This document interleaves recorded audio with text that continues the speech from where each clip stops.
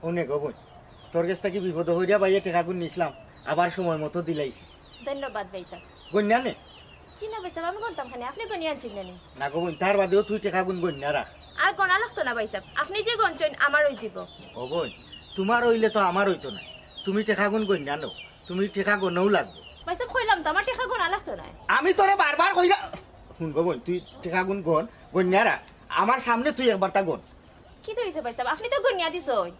আমার যে শিক্ষা হইছে আমি আর ই ভুল করতাম না। তুই গো বোন, তোরে অনুরোধ করি কইলাম তুই টেকাগুন গন। কি তো হইছে ভাই সাহেব, আমার একটু ঘটনাটা খুলে কইবানি। এই টেকা গোনা লইয়া দুইজন মানুষের খুব গভীর একটা সম্পর্ক নষ্ট হয়ে গেছে। তোরে আমি কইরাম, হুন আমি কিতা কই। ভাই সাহেব, আমি আসলে বিপদে পড়ে গাড়িটা সারাইলি রে, বুঝছেন নাকি?